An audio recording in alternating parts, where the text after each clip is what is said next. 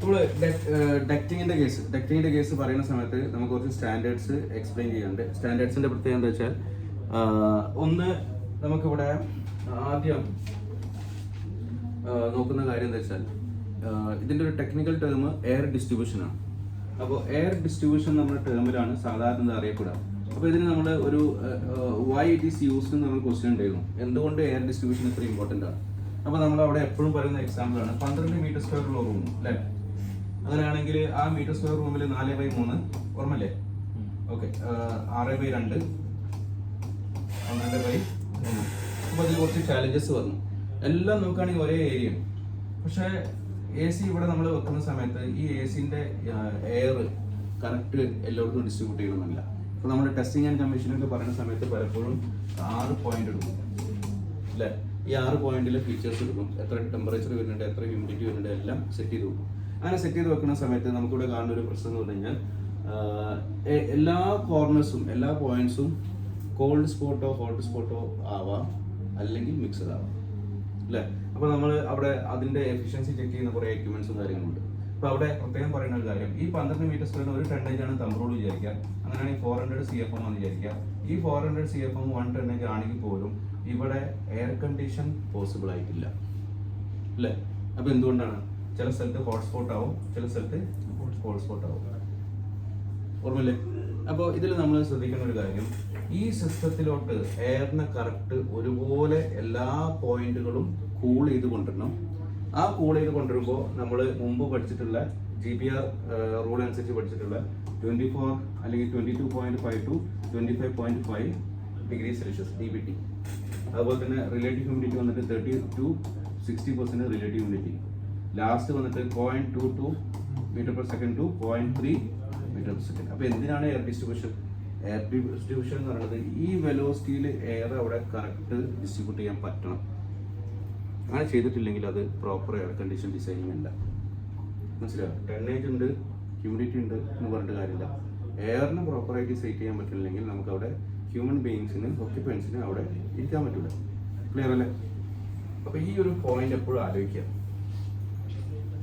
അത് കൃത്യമായിട്ട് ഫോളോ ചെയ്യുന്ന സമയത്ത് അതിനാണ് നമ്മൾ ക്രിട്ടിക്കൽ ഡിസൈനിങ് എന്ന് പറയുക. മനസ്സിലായി? ഇതിൽ ഏതെങ്കിലും ഒരു സെഗ്മെന്റ് വളരെ ഡീപ്പ് ലെവലിൽ നമ്മൾ ഡിസൈനിങ്ങിൽ ഫോളോ ചെയ്യുന്നുണ്ടെങ്കിൽ അതാണ് ക്രിട്ടിക്കൽ ഡിസൈനിങ്. അപ്പോൾ റിഫൈനറി സൈഡ് അല്ലേ, കോൾഡ് സ്റ്റോറേജുകൾ, ഡാറ്റാ സെൻറ്റേഴ്സുകൾ, നേരത്തെ പറഞ്ഞ പല ടൈപ്പ് ഫാമിങ്ങുകൾ, ഓരോ സ്റ്റേജിലും പല ടെമ്പറേച്ചറും കാര്യങ്ങളും സെറ്റ് ചെയ്ത് വെക്കുന്ന സമയത്തുള്ള കാര്യങ്ങൾ. അപ്പോൾ ഈ വേർഡ് എപ്പോഴും ആലോചിക്കുക. ഈ വേർഡിലാണ് കരിയർ ഡിസൈൻ മാനുവൽ എക്സ്പ്ലെയിൻ ചെയ്തിട്ടുള്ളത്. ക്ലിയർ അല്ലേ? അപ്പോൾ ഇതിലെ ഫസ്റ്റ് പോയിന്റ് ഞാൻ ചിലപ്പോൾ നമുക്ക് തന്നിട്ടുണ്ടാവും. നമുക്ക് വേറെ ടെക്നിക്കൽ ഡെവലപ്മെന്റ് പ്രോഗ്രാം ബുക്ക് ഉണ്ട് അല്ലേ, 504 അല്ലേ? 504. അപ്പോൾ നമുക്ക് അവിടെ കാണാൻ പറ്റും ഡിസൈൻ ക്രൈറ്റീരിയ. ഓർമ്മ ഉണ്ടോ? എവിടെയെങ്കിലും എഴുതി വെച്ചു നോക്കി നോട്ടത്തിൽ ഡിസൈൻ ക്രൈറ്റീരിയ. സ്പേസ് അവൈലബിലിറ്റി എന്ന് സ്റ്റാർട്ട് ചെയ്യുന്ന സാധനം അല്ലേ? ഒന്ന് വായിച്ചാൽ പെട്ടെന്ന്. Space availability, installation cost, air friction loss, noise level, duct heat transfer and air flow leakage, rules and standards requirements.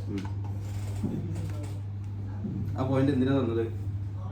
ഇന്റർവ്യൂവിൽ നിങ്ങളോട് വാട്ട് ഈസ് എയർ ഡിസ്ട്രിബ്യൂഷൻ ചോദിക്കണം, അല്ലെങ്കിൽ എന്തിനാണ് ഡിഫ്യൂസർ ഫിക്സ് ചെയ്യുന്നത്, എന്തിനാണ് ഡക്റ്റിംഗ് എമൗണ്ട് സ്പെൻഡ് ചെയ്യുന്നത്. അപ്പോൾ ഒരു കമ്പാരിസൺ ഞാൻ പറയുന്നു, 1 ടണ്ണേജ് കപ്പാസിറ്റിയിലെ സ്പ്ലിറ്റ് യൂണിറ്റ് 30,000 രൂപ അല്ലേ. അതിന് ഡക്റ്റ് കൊടുത്തു കഴിഞ്ഞാൽ 65,000 രൂപ.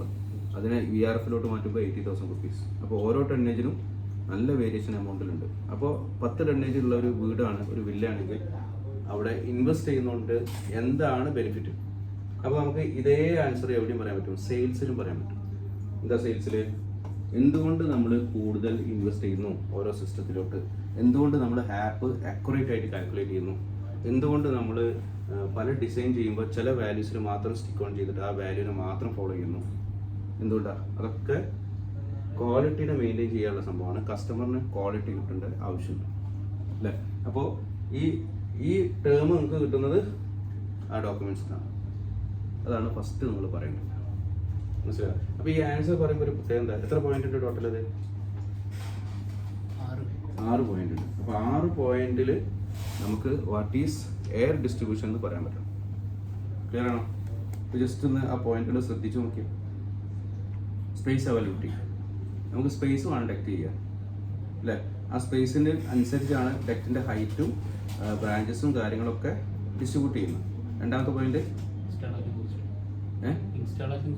Installation cost. അപ്പോൾ നേരത്തെ പറഞ്ഞാൽ ഓരോ ഇപ്പോൾ സ്പ്ലിറ്റ് യൂണിറ്റ് മുതൽ ചില്ലർ വരെ നമ്മൾ ഇംപ്ലിമെന്റ് ചെയ്യുന്ന സമയത്ത് എന്തിന് ചില്ലർ പ്രിഫർ ചെയ്യണം എന്നുള്ളൊരു ആൻസർ നമുക്ക് പറയാൻ പറ്റണം.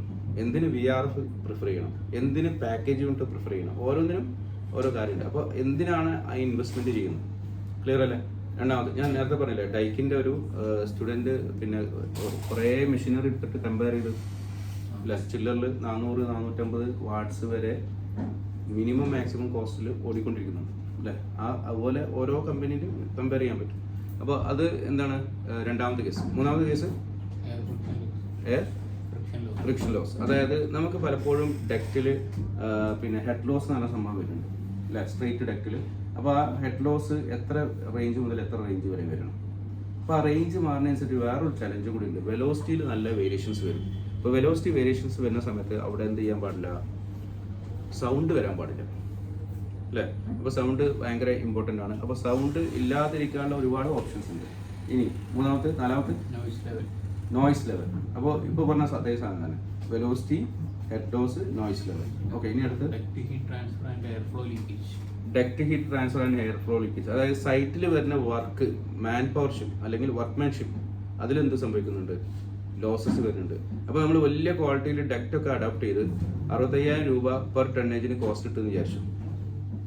അതായത് 10 ടണ്ണേജ് വരുമ്പോൾ 6 ലക്ഷം ആയില്ലേ? ഈ 6 ലക്ഷം സ്പെൻഡ് ചെയ്തിട്ട് ഡക്റ്റ് ഫാബ്രിക്കേറ്റ് ചെയ്യുന്ന ആള് അല്ലെങ്കിൽ അത് ഇൻസ്റ്റാൾ ചെയ്യുന്ന ആൾക്ക് തീരെ ക്വാളിറ്റി ഇല്ലെങ്കിലോ സ്കില്ലില്ലെങ്കിലോ ആ കാശ് പോയി അല്ലേ? അപ്പോൾ അവിടെ നമുക്ക് ആ സെയിൽസിൽ കൺവിൻസ് ചെയ്യുന്ന സമയത്ത് നമ്മുടെ ടെക്നീഷ്യൻസ്, നമ്മളെ സൂപ്പർവൈസേഴ്സ്, അവരെ ക്വാളിറ്റി, അവരെ ഇയേഴ്സ് ഓഫ് എക്സ്പീരിയൻസ്, അവർ ഏതെല്ലാം പ്രീമിയം പ്രൊജക്റ്റ് ചെയ്തിട്ടുണ്ട്, ഇങ്ങനെയുള്ള കാര്യങ്ങളൊക്കെ എക്സ്പ്ലെയിൻ ചെയ്യാൻ പറ്റും. മനസ്സിലായി? അപ്പോൾ ഈ 6 പോയിന്റ് എടുത്തു കഴിഞ്ഞാൽ ഏത് പൊസിഷനിലും നിങ്ങൾക്ക് എക്സ്പ്ലെയിൻ ചെയ്യാൻ പറ്റും. ക്ലിയർ അല്ലേ? അടുത്ത് കോഡ്സ് ആൻഡ് സ്റ്റാൻഡേർഡ്. അതാണ് നമ്മൾ ഇപ്പോൾ പറയാൻ പോകുന്നത്. നേരത്തെ പറഞ്ഞ air distribution, Carrier design manual. രണ്ടാമത്തത് 504. മൂന്നാമത്തെ ബ്രിട്ടീഷ് സ്റ്റാൻഡേർഡ് DW-144. അപ്പോൾ ഈ 3 നമ്പേഴ്സ് അവിടെ നോട്ട് ചെയ്ത് വെക്കുക. അല്ലെങ്കിൽ 3 റെഫറൻസുകൾ. എപ്പോഴും റെഫറൻസുകൾ ഹൈലൈറ്റ് ചെയ്ത് വരണേ.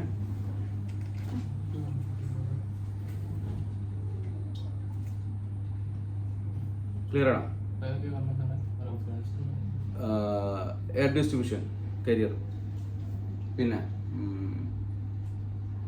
TDP 504, പിന്നെ DW-144, ബസ.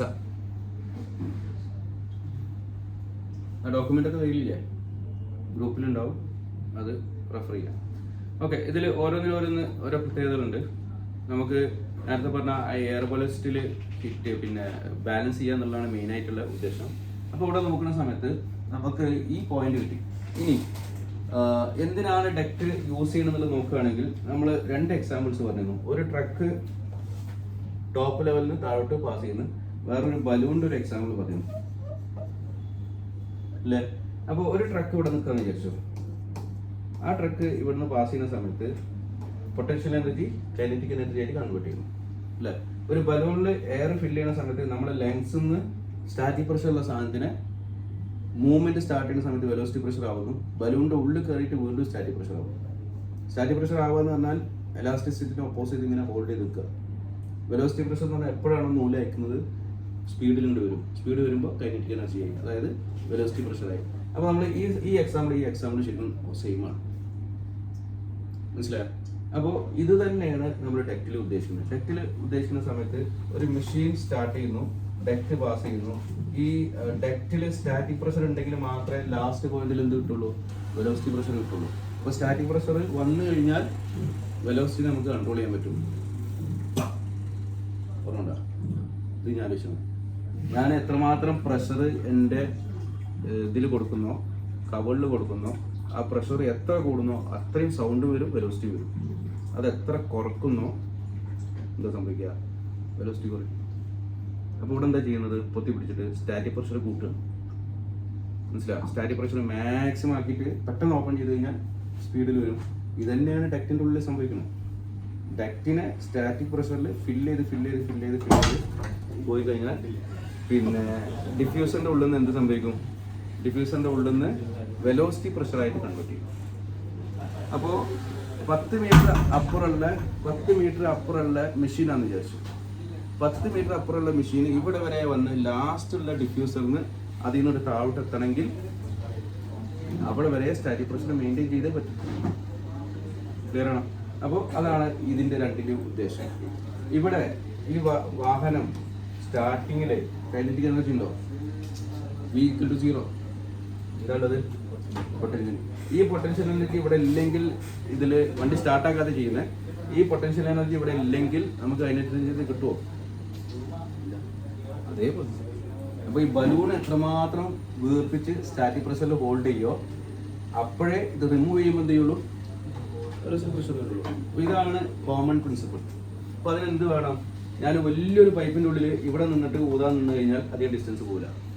എന്താ പറയുക, ചെറിയൊരു പൈപ്പ് വെച്ചിട്ട്, ചെറിയ പൈപ്പ് എന്ന് പറഞ്ഞാൽ വളരെ ചെറുതല്ല, ഫ്രിക്ഷൻ കൂടും. അപ്പോൾ ഒരു ആവറേജ് സൈസുള്ള ഡയമീറ്ററുള്ള ഒരു പൈപ്പ് വെച്ചിട്ട് ഞാൻ ഊതുകയാണെങ്കിൽ എനിക്ക് കുറച്ച് ഡിസ്റ്റൻസ് വരെ ട്രാവൽ ചെയ്യാൻ പറ്റും. ഈ 3 എക്സാമ്പിൾ മനസ്സിലാലോചിച്ചാൽ മതി.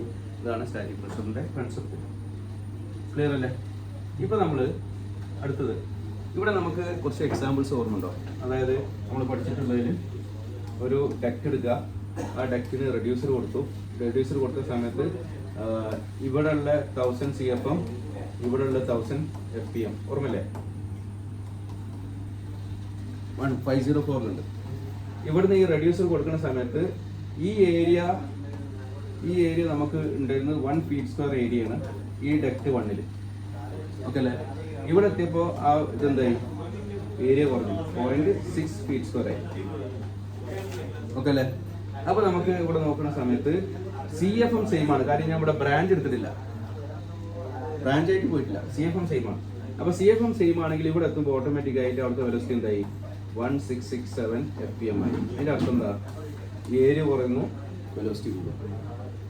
വെലോസിറ്റി കൂടുമ്പോൾ നോയ്സും കൂടും. അപ്പോൾ നമുക്ക് ചില പ്രൊജക്റ്റിൽ ഈ വെലോസിറ്റി എടുക്കാൻ പറ്റില്ല. 1000-ന്റെ മേലോട്ട് ഒരിക്കലും പ്രസ്റ്റേഷൻ പ്രൊജക്റ്റ് എടുക്കാൻ പറ്റില്ല. മനസ്സിലായോ? 1000 വരെയാണ് സാധാരണ ചെയ്യുക. 1000-ന്റെ മേലെ പോയാൽ നമുക്ക് ഓഫീസുകൾ, മറ്റുള്ള സ്ഥലങ്ങളിൽ അങ്ങനെയുള്ള പ്രൊജക്റ്റുകളൊക്കെ ഉപയോഗിക്കാൻ പറ്റും. ക്ലിയർ അല്ലേ? അപ്പോൾ ഇതിൽ ഉദ്ദേശിക്കുന്നത് ഇത്ര മാത്രമാണ്. ഇനി ഇതിൻ്റെ വെലോസിറ്റി പ്രഷർ കാൽക്കുലേറ്റ് ചെയ്തിട്ടുണ്ട്. ഡിവൈഡഡ് ബൈ 404² എന്നൊരു ഇക്വേഷൻ ഉണ്ട്, velocity pressure equation. Last ESP കാൽക്കുലേഷനിൽ പറഞ്ഞിട്ടുണ്ട്. ഓക്കെ അല്ലേ? അപ്പോൾ ഇവിടെ മനസ്സിലാക്കേണ്ട ഒരു കാര്യം, ഈ ഭാഗം ക്രിയേറ്റ് ചെയ്യുന്നത് നേരത്തെ പറഞ്ഞ പോലെ ഒരു സ്റ്റാറ്റിക് പ്രഷർ മെയിൻറ്റെയിൻ ചെയ്യുന്നുണ്ട്. പക്ഷെ പെട്ടെന്നൊരു സഡൻ ഷേപ്പ് ചേഞ്ചോ ഡയറക്ഷൻ ചേഞ്ചോ അല്ലെങ്കിൽ എന്തെങ്കിലും ഒരു ഒബ്ജക്റ്റ് വന്നു കഴിഞ്ഞാൽ അവിടെ വെലോസിറ്റി പ്രഷർ കൺവേർട്ട് ചെയ്യാൻ തുടങ്ങും, അല്ലെങ്കിൽ അവിടെ ചേഞ്ചസ് വരാൻ തുടങ്ങും. കാര്യം എന്താ? ഇവിടുന്ന് ഇവിടെ എത്തുമ്പോൾ വെലോസിറ്റി മാറിയില്ലേ? അപ്പോൾ എന്തായാലും ഈ ഷേപ്പിനൊരു എഫക്റ്റ് ഉണ്ട്. മനസ്സിലായോ? അപ്പോൾ അത് ആ റെഡ്യൂസറിൻ്റെ ഇമ്പോർട്ടൻസ് ആണ്. അപ്പോൾ നമുക്ക് ഇവിടെ വേറെയും കുറേ കാര്യങ്ങളുണ്ട്. റൗണ്ട്, സ്ക്വയർ, റെക്ടാങ്കുലർ ഇങ്ങനെയുള്ള ഡക്റ്റുകൾ നമ്മൾ കമ്പയർ ചെയ്തു അല്ലേ? അതുപോലെ തന്നെ ഓവൽ, 4 ഷേപ്പാണുള്ളത്. ഇതിൽ ഏറ്റവും ഫ്രിക്ഷൻ കുറഞ്ഞത് ആരാ? സർക്കിളാണ്, ലോ ഫ്രിക്ഷനാണ് അല്ലേ? ഏറ്റവും ഫ്രിക്ഷൻ കൂടുതലുള്ളത് റെക്ടാങ്കുലറാണ്. റെക്ടാങ്കുലറിൽ ആസ്പെക്ട് റേഷ്യോ മാറുന്നതനുസരിച്ച് വരും. അപ്പോൾ ആസ്പെക്ട് റേഷ്യോ എന്താ? 1:4 മെയിൻറ്റെയിൻ ചെയ്യാം.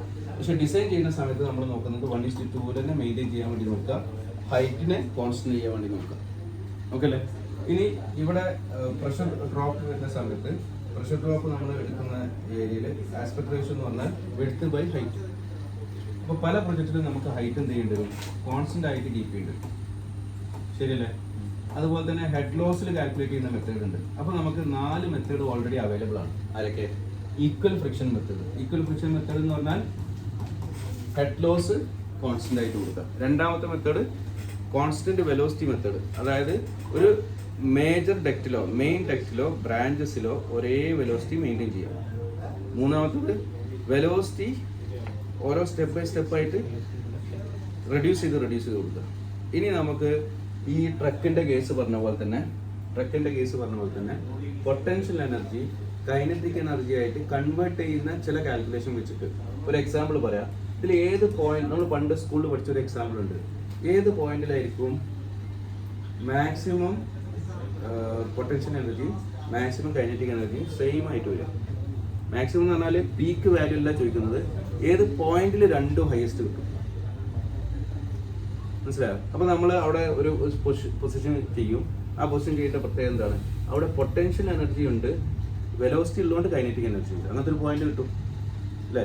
ഇവിടെ ലാസ്റ്റ് എത്തുന്ന സമയത്ത് വെലോസിറ്റി 0 ആയി, പൊട്ടൻഷ്യൽ 0 ആയി. ഫസ്റ്റിൽ എത്തുന്ന സമയത്ത് വെലോസിറ്റി 0 ആയി, പൊട്ടൻഷ്യൽ ഹൈ എനർജിയിലുണ്ടാവുക. അപ്പോൾ ഓരോ പോയിന്റിലും മാറ്റങ്ങൾ വരുന്നില്ലേ?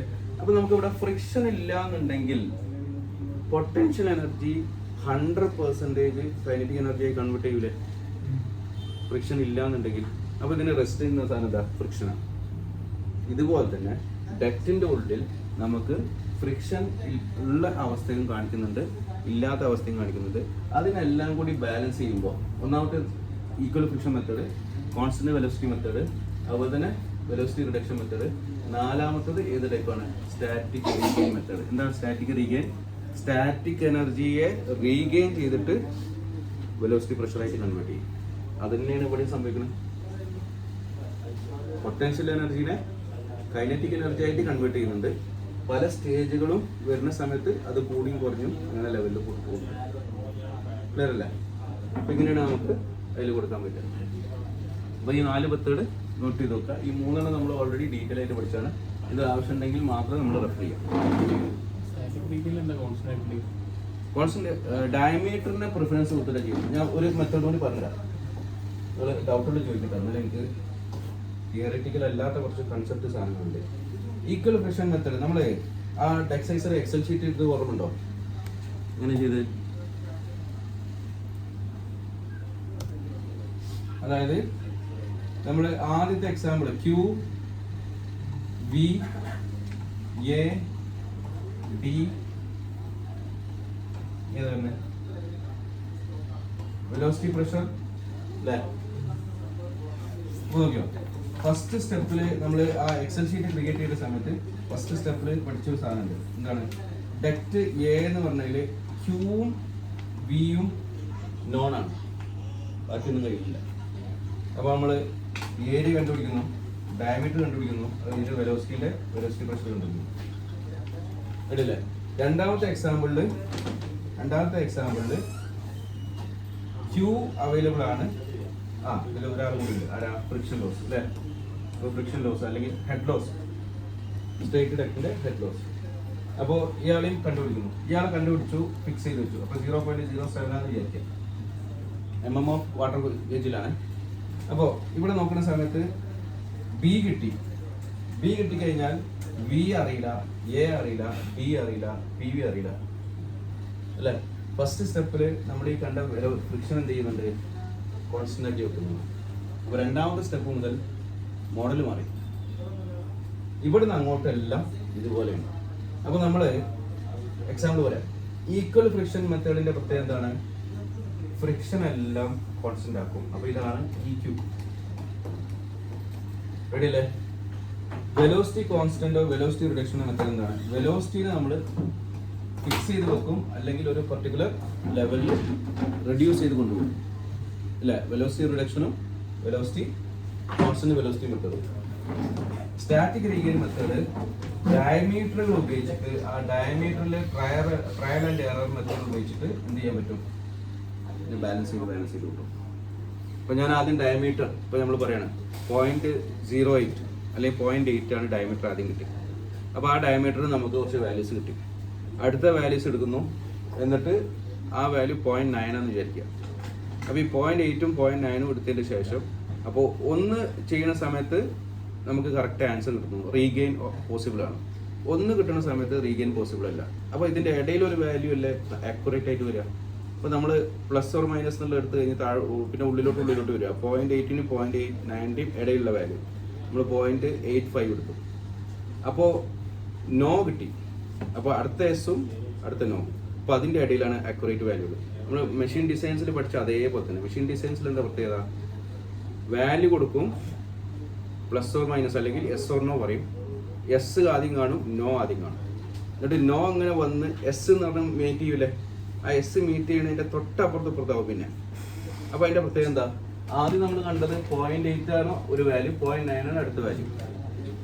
പിന്നെ 0.85 എടുത്തു, 0.86 എടുത്തു. അപ്പോൾ ഇതിൻ്റെ ഇടയിൽ വാല്യൂ വന്നിട്ടുണ്ട് വിചാരിക്കുക.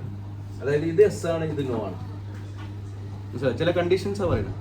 ഇനി അടുത്ത് നോക്കുക, ഇതിൻ്റെ ഇടയിലുള്ള വാല്യൂ നോക്കുക. 0.855, 0.8 558. ലാസ്റ്റിൽ ഒരു വാല്യൂ കിട്ടില്ല നമുക്ക്. ആ വാല്യൂ എന്താണ്? ഇപ്പോൾ 0.85558 എന്ന് പറഞ്ഞ വാല്യൂ കിട്ടുമെന്ന് പറഞ്ഞാൽ അത് എക്സാക്ട് ഡയമെൻഷനായി. അപ്പോൾ ഈ സ്റ്റാറ്റിക് റീഗെയിൻ്റെ പ്രത്യേകത എന്താണ്? സ്റ്റാറ്റിക് റീഗെയിൻ ചെയ്യുന്നുണ്ടോ ഇല്ലേ? ഒന്ന് റീഗെയിൻ ചെയ്യുന്നുണ്ട്, ഒന്ന് റീഗെയിൻ ചെയ്യുന്നില്ല. അടുത്ത സ്റ്റെപ്പ് വീണ്ടും അതിൻ്റെ ഇൻ്റർവെൽസിലോട്ട് പോകും. അപ്പോൾ അങ്ങനെ ഓരോന്നോരോന്ന് നോക്കി ലാസ്റ്റ് മെഷീൻ ഡിസൈൻ ചെയ്യുന്ന പോലെ നമുക്കൊരു അക്യുറേറ്റ് വാല്യൂ കിട്ടും. ആ അക്യുറേറ്റ് വാല്യൂ കിട്ടിക്കഴിഞ്ഞാൽ ആ ടെക്റ്റിൻ ഡിസൈൻ പെർഫെക്റ്റ് ആണ്. സ്റ്റാറ്റിക് റീഗെയിൻ്റെ ഒരു പ്രത്യേകത അവിടെ VCD ഉപയോഗിക്കണ്ട, ഡാമ്പേഴ്സ് ഉപയോഗിക്കണ്ട, എയറൊക്കെ കറക്റ്റ് സ്മൂത്തായിട്ട് പോകും. നമ്മൾ സാധാരണ ചെയ്യുന്ന ഡെക്സൈസറിലൊക്കെ VCDകൾ ഉപയോഗിക്കുന്നത് എന്തുകൊണ്ടാണ്? കറക്റ്റ് കാൽക്കുലേഷൻ അല്ല. ഈക്വൽ ഫ്രിക്ഷൻ മെത്തേഡ് 100% പെർഫെക്റ്റ് അല്ല. പക്ഷേ എല്ലാ കമ്പനികളും ഫോളോ ചെയ്യുന്നതാണ്. എന്തുകൊണ്ടാണ്? വളരെ ഫാസ്റ്റായിട്ട് ആ പ്രോഗ്രാംസ് ചെയ്ത് കഴിയാൻ പറ്റും. സ്റ്റാറ്റിക് റീഗെയിൻ സയൻറ്റിഫിക് മെത്തേഡാണ്, കൺസൾട്ടൻസ് ഒക്കെ സാധാരണ ഫോളോ ചെയ്യുന്നത്. ഇത്രയും കാര്യങ്ങൾ ക്ലിയർ ആണോ? ഇനി ഡെക്സൈസറിലോട്ട് വരുമ്പോൾ ഡെക്സൈസറിൽ ആദ്യം നിങ്ങൾ യൂണിറ്റ് നോക്കുക. യൂണിറ്റിൻ്റെ പ്രത്യേകത എന്താ? ഫസ്റ്റ് CFM ആണ്, അല്ലെങ്കിൽ ലിറ്റർ പെർ സെക്കൻഡ് അല്ലേ. രണ്ടാമത് head loss, inches of water column അല്ലെങ്കിൽ mm ഓഫ് വാട്ടർ കോളം. മൂന്നാമത് വെലോസിറ്റി FPM-ലും അതുപോലെ തന്നെ മീറ്റർ പെർ സെക്കൻഡ് അല്ലേ. നാലാമത്തത് ഡയമീറ്റർ mm-ലും ഇഞ്ചസിലും mm-ലും. അഞ്ചാമത്തെ റെക്ടാങ്കുലർ ഷേപ്പ് ആണെങ്കിൽ അതിൻ്റെ വിഡ്ത്തും ഹൈറ്റും അല്ലേ. അപ്പോൾ നമ്മൾ രണ്ട് കാര്യങ്ങൾ പറഞ്ഞു. ആസ്പെക്ട് റേഷ്യോ 1.2-ൽ മാക്സിമം ആക്കാൻ വേണ്ടി ശ്രമിക്കുക. രണ്ടാമത്തെ ഹൈറ്റ് കോൺസ്റ്റൻ്റ് ആക്കി കൊണ്ടുപോകുക. മൂന്നാമത്തെ ഈവൻ നമ്പേഴ്സിനെ സെലക്ട് ചെയ്യണം. ക്ലിയർ അല്ലേ? ഇത്രയും റെഡിയാണോ? വേറെ എന്തെങ്കിലും പോയിന്റുകൾ വിട്ടുണ്ടോ?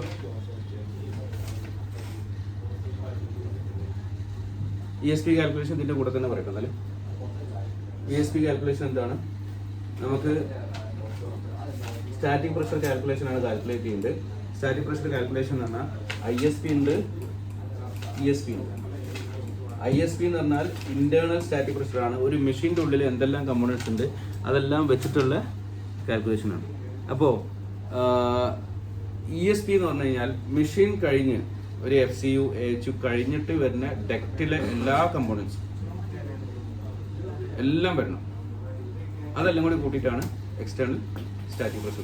അപ്പോൾ നമുക്ക് ISP സാധാരണ മാനുഫാക്ചറർ റോളാണ്, ESP നമ്മുടെ റോളാണ്. അപ്പോൾ ESP-യിൽ നമുക്ക് നോക്കാനുള്ള കാര്യം എക്സ്റ്റേണൽ സ്റ്റാറ്റിക് പ്രഷർ എന്നാണ് പറയുന്നത്. പക്ഷേ ഇവിടെ ഒരു കാര്യമുണ്ട്. നേരത്തെ നമ്മൾ കൈനറ്റിക് എനർജിയും പൊട്ടൻഷ്യൽ എനർജിയും പറഞ്ഞ പോലെ പൊട്ടൻഷ്യൽ എനർജി മാത്രം ഫോളോ ചെയ്തിട്ട് കാര്യമില്ല. എന്നുകൂടി കാണണം. പൊട്ടൻഷ്യൽ എനർജി കൺവേർട്ട് ചെയ്ത കൈനറ്റിക് എനർജിയും കൂടി കൺസിഡർ ചെയ്യണം അല്ലേ. അപ്പോൾ നമുക്ക് ഇവിടെ ESP-ൻ്റെ പ്രത്യേകത എന്താണ്? ഫസ്റ്റ് നമുക്ക് ഒരു സ്റ്റാറ്റിക് പ്രഷർ കിട്ടുന്നുണ്ട് അല്ലേ. അത് സ്ട്രെയിറ്റ് ഡക്റ്റിലെ സ്റ്റാറ്റിക് പ്രഷർ, അതായത് ഈ ഫ്രിക്ഷൻ ഇൻറ്റു ഡക്റ്റിൻ്റെ ലെങ്ത്.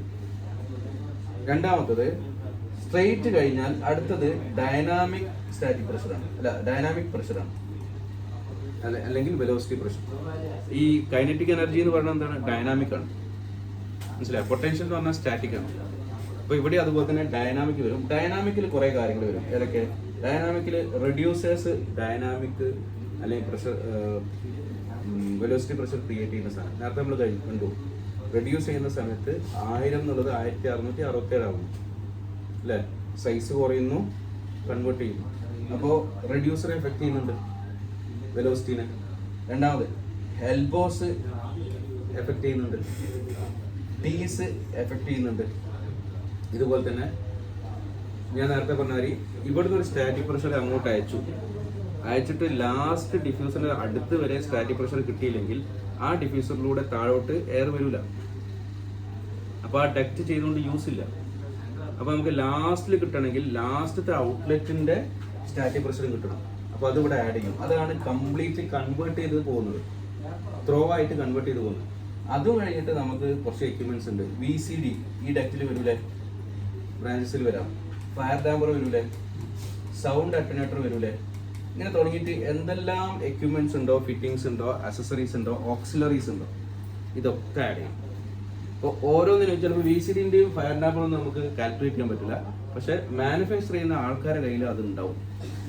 അപ്പോൾ നമ്മൾ എല്ലാം ആഡ് ചെയ്യുമ്പോൾ ഇഞ്ചസ് ഓഫ് വാട്ടർ കോളം എന്ന് പറഞ്ഞിട്ടോ അല്ലെങ്കിൽ ഓഫ് വാട്ടർ കോളം എന്ന് പറഞ്ഞിട്ട് എല്ലാം ആഡ് ചെയ്യും. മനസ്സിലാവും? ഇതിനെ മൊത്തം ആഡ് ചെയ്തിട്ട് അതിനെ പാസ്കലായിട്ട് കൺവേർട്ട് ചെയ്യും. ക്ലിയർ അല്ലേ? ESP എന്ന് പറഞ്ഞാൽ എക്സ്റ്റേണൽ സ്റ്റാറ്റിക് പ്രഷറിൽ നമുക്ക് ആദ്യം വരുന്നത് സ്റ്റാറ്റിക് പ്രഷർ സ്ട്രെയിറ്റ് ഡക്റ്റിന്റെ അതാണ് 0.07 എന്ന് പറഞ്ഞിട്ട് 37 നമ്മളന്ന് മൾട്ടിപ്ലൈ ചെയ്ത്. അത് കഴിഞ്ഞതിന്റെ ശേഷം അവിടെ വരുന്ന എല്ലാ ഡൈനാമിക് ലോസിലും മനസ്സിലാവും. റെഡ്യൂസറിൽ നമുക്ക് എടുക്കുന്ന മെത്തേഡ് എന്താ? 1 - R × PVA - PVB ഇങ്ങനെയാണ് അന്ന് പറഞ്ഞിട്ടുള്ളത്. അതായത് ഇത് റീഗെയിൻ വാല്യൂ ആണ്. ഇത് 0.75 ആണ് സാധാരണ വരിക. 1 - 0.75. അപ്പോൾ ഞാനിപ്പോൾ എടുത്തത് എന്താ? ഇത് A എന്ന് പറഞ്ഞ ഡെക്റ്റ്, ഇത് B എന്ന് പറഞ്ഞ ഡെക്റ്റ്. അപ്പോൾ ഇവിടുന്ന് ഇങ്ങോട്ട് പാസ് ചെയ്യുന്ന സമയത്ത് ഇവിടുത്തെ വെലോസിറ്റി പ്രഷർ മൈനസ് ഇവിടുത്തെ വെലോസിറ്റി പ്രഷർ ഏതാണ് കൂടുതൽ അത് ഫസ്റ്റ് എടുക്കട്ടോ. അപ്പോൾ ഈ രണ്ട് വെലോസിറ്റി പ്രഷറിന്റെ വേരിയേഷൻ അല്ല ഇവിടെ സംഭവിക്കുന്നത് ഈ ഒരു റെഡ്യൂസർ ഉണ്ട്. അപ്പോൾ നമുക്ക് ഉപയോഗിക്കാനുള്ള ഇക്വേഷനിൽ എന്താണ്? PVA - PVB. അപ്പോൾ ഈ റീഗെയിൻ വാല്യൂ ഇട്ട് കാൽക്കുലേറ്റ് ചെയ്ത് കഴിഞ്ഞാൽ ഈ റെഡ്യൂസർ കൊണ്ടുള്ള ഡ്രോപ്പ് എത്രയെന്ന് നമുക്ക് കിട്ടും. വെലോസിറ്റി പ്രഷർ ചേഞ്ചസ് കിട്ടും. ക്ലിയർ ആണോ? എൽബോന്റെ ഇക്വേഷൻ എന്താ? K × PVD. Regain value constant ആണ്. 0.75 എന്നുള്ള കോൺസ്റ്റന്റ്. അതായത് 75% റീഗെയിൻ ചെയ്യണം എന്നാണ് ഉദ്ദേശിക്കുന്നത്. ലോസസ് ആയിട്ട് വരുമ്പോൾ 25% വരാൻ പാടുള്ളൂ. ക്ലിയർ അല്ലേ? കിട്ടിയോ? ഡൈനാമിക് ഫിറ്റിംഗ്സുകൾ നോക്കുക. റെഡ്യൂസേഴ്സ്, എൽബോസ്, T ഉണ്ടെങ്കിൽ T, പക്ഷെ Tയിൽ വളരെ ലോ വാല്യൂ ആയിരിക്കും. T ഉണ്ടെങ്കിൽ കൊടുക്കാം. പിന്നെ ലാസ്റ്റ് പോയിന്റ് വരെ എടുക്കുമല്ലോ നമ്മൾ. അപ്പോൾ ലാസ്റ്റ് പോയിന്റിന്റെ സ്റ്റാറ്റിക് പ്രഷർ അതാണ് ലാസ്റ്റ് ഡിഫ്യൂസറിൽ കൺവേർട്ട് ചെയ്ത് പോകുന്നത്. പിന്നെ അതിന്റെ ഇടയിൽ ഉപയോഗിച്ചിട്ടുള്ള VCD, fire damper, sound attenuator, എന്തെല്ലാം കമ്പോണൻസ് ഉണ്ടോ അതൊക്കെ ആഡ് ചെയ്യാം. ക്ലിയറാ? ഇപ്പോൾ ഇത് മാനുവലി ചെയ്യുന്ന കമ്പനികളുണ്ട്, എക്സൽ ഷീറ്റ് വെച്ച് ചെയ്യുന്ന കമ്പനികളുണ്ട്. അതുപോലെ തന്നെ ഡക്റ്റ് ബേസ്ഡ് ഡാറ്റ നമ്മളന്ന് ഇൻസ്റ്റാൾ ചെയ്തൊരു സോഫ്റ്റ്വെയർ ഇല്ലേ, ഡക്റ്റ് ഫിറ്റിംഗ് ഡാറ്റാബേസ്. ആ സോഫ്റ്റ്വെയർ നമ്മൾ ലാപ്പിലില്ലേ അയച്ചുന്നത്. അപ്പോൾ അതിൽ 3 സെഗ്മെന്റ് ഉണ്ട്. ആ 3 സെഗ്മെന്റ് സപ്ലൈ, റിട്ടേൺ, എക്സോസ്റ്റ്, അതിലൊക്കെ വരുന്ന ഡക്റ്റിന്റെ ഷേപ്പ് അതിൽ ഇട്ട് കൊടുത്തു കഴിഞ്ഞാൽ ഈ സംഭവങ്ങൾ കിട്ടും.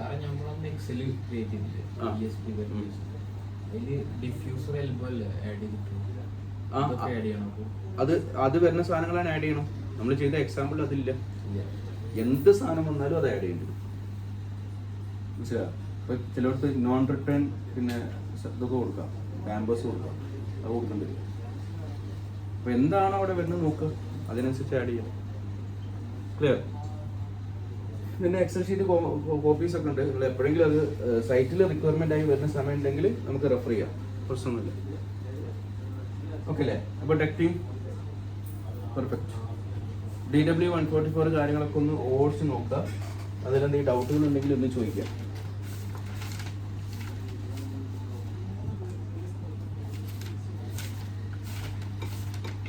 ആ 3 ഡോക്യുമെന്റിൽ ഇഷ്ടംപോലെ സാധനങ്ങൾ കിട്ടോ.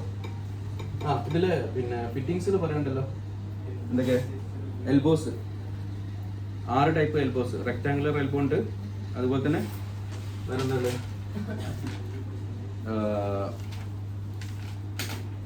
റെക്ടാങ്കുലർ എൽബോ, അതുപോലെ തന്നെ റൗണ്ട് എൽബോസ് അല്ലേ.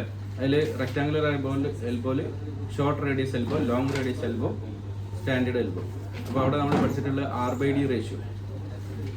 R/D റേഷ്യോ എന്ന് പറഞ്ഞാൽ റേഡിയസും ഡക്റ്റ് വിടുത്തും തമ്മിലുള്ള റേഷ്യോ. അപ്പോൾ അതിൽ സ്മൂത്ത് എൽബോയിൽ സാധാരണ കാണുന്നത് 3 പീസ് 5 പീസ് എന്ന് പറഞ്ഞ ടൈപ്പാണ്. നമുക്കിവിടെ അത്യാവശ്യമുള്ളൊരു ഇമ്പോർട്ടൻ്റ് ആയിട്ടുള്ളൊരു part vane selection of elbows ആണ്. ഫായിസിനോട് ഓൾറെഡി ഇൻ്റർവ്യൂവിൽ ചോദിച്ചിട്ടുള്ള ഒരു ക്വസ്റ്റ്യൻ ആണ്. റിഫൈനറി പെട്രോളിയം ഇൻഡസ്ട്രിയിൽ ചോദിച്ചിട്ടുള്ളത്. അപ്പോൾ ക്രിട്ടിക്കൽ ഡിസൈനിൽ വരുന്നതാണ്. അപ്പോൾ അവിടെ നമുക്ക് പഠിക്കേണ്ട ഒരു സാധനം R/D റേഷ്യോ, റേഡിയസ് ഡയമീറ്റർ തമ്മിലുള്ള റേഷ്യോ. അപ്പോൾ അതിൽ 1 എന്ന് പറഞ്ഞു കഴിഞ്ഞാൽ ഹീൽ റേഡിയസും ത്രോട്ട് റേഡിയസും. പിക്ചർ ഓർമ്മയുണ്ടോ നിങ്ങൾക്ക്?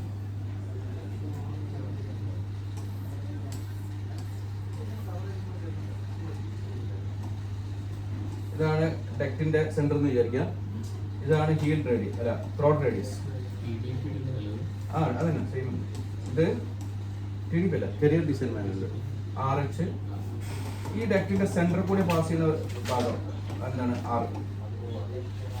അപ്പൊ ഇതിനെ നമുക്ക് Dന്ന് എടുക്കാം അല്ലെങ്കിൽ W എന്ന് എടുക്കാം, ഏതായാലും കുഴപ്പമില്ല. അപ്പൊ ഈ സെന്റർ റേഡിയസും ഈ Dയും തമ്മിലുള്ള റേഷ്യോ ആണ് R/D റേഷ്യോ.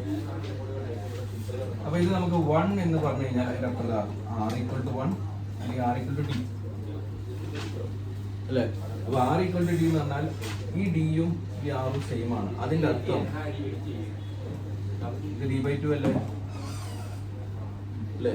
ഇത് എന്തായാലും എന്താ D/2. അപ്പോ D/2 കിട്ടി.